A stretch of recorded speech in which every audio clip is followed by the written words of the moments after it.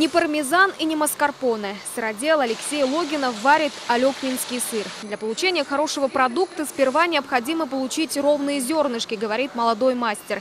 Не менее важный момент – настроение. Говорят же, что жидкость, вода, она берет информацию.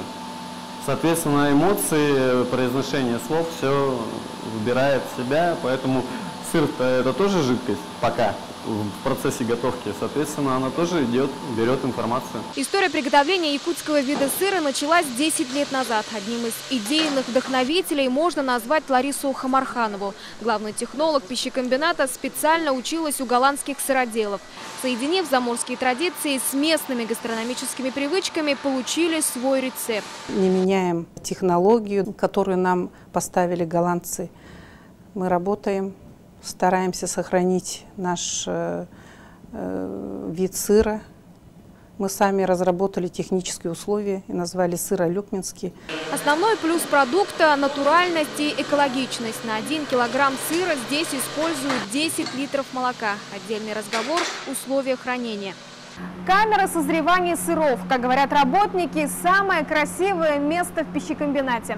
В среднем одна партия готовой продукции, прежде чем попасть к потребителю, хранится здесь 45 суток. Аромат в помещении, конечно, шикарный, и это тот случай, когда жалеешь, что телевидение не может передавать запахи.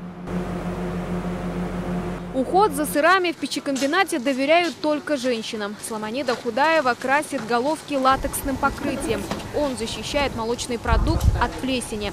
Ухаживать надо их как за детьми. Чтобы местный товар не уступал привозному, его еще ежедневно переворачивают. Для сохранения вкуса сыра в камере созревания поддерживают определенную температуру – 12-13 градусов. Каждую головочку надо знать, любя переворачивать, красить. Главное, чтобы качество молока соответствовало для сыра. За качество главного сырья отвечают работники фермы при пищекомбинате, а именно дойеры. Людмила Бояркина – лучшая в своем деле в Якутии по итогам 2014-го. Доярка уже сейчас идет к перевыполнению годового плана. С ведра кормим, можем накормить корову, которая больше дает, или которые худые коровы, да, подкармливаем мы. Потом сеном кормим, уход за ними. Это все надо подобрать, все на вот, чтобы сухо было коровам. Больной вопрос фермеров – это материально-техническая база. Вот эти коровники у нас 70-х годов стоят. Вы сами видели, какие они у нас-то. Вот в других районах строят новые коровники. Скот закупает. Ну чем вот эта черно-пестрая холмогорская порода не лучше, чем оттуда за миллионы привозить? И результат какой? Ноль. А результатами своего хозяйства алёкминские аграрии гордятся. И не зря. Они являются племенной фермой России. Разводят холмогорскую породу. Общее поголовье 746. Из них дойных коров порядка 250. Стадо растет ежегодно. 98,8% стельности было в прошлом году. И нынче вот такая же. Первых холмогорских коров в Алёкминск привезли в 30-х годах. Генетика породы сохранилась с тех пор. Это еще один секрет получения молока высшего сорта, отмечают фермеры. Полностью знаем мы маму, папу, бабушку, прабабушку и далее. Все это записано у нас. Новый виток развития сельхозпроизводителя Алёкмы связывает с вводом коровника на 120 мест. Строительство современного объекта добивались десятки лет. Полностью будут механизированы все процессы, начиная от навозоудаления, водопоения. Вот молокопровод здесь будет, который облегчит работу наших операторов машинного доения и, и улучшит качество молока.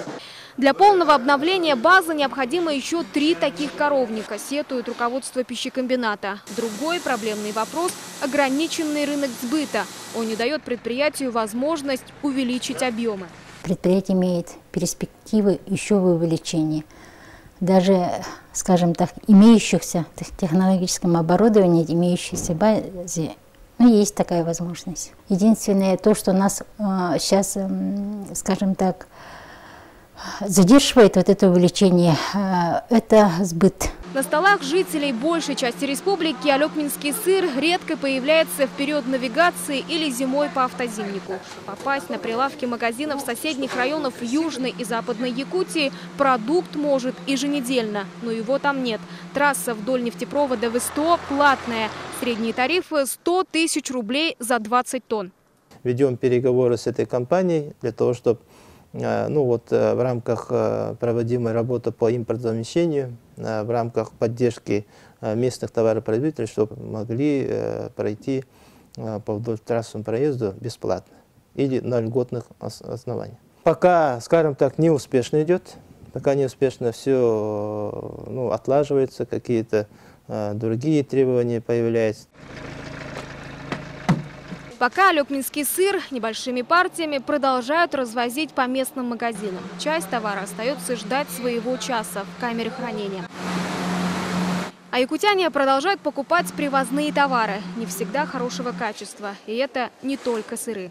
Крестьянский рынок. Все дороги местных производителей ведут сюда. По данным регионального Минсельхоза, на сегодня Якутия собственной продукцией обеспечивает себя на 25–30%.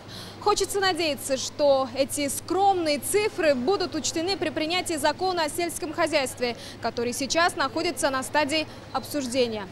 Айна Внакурова и Денис Попов. Вести.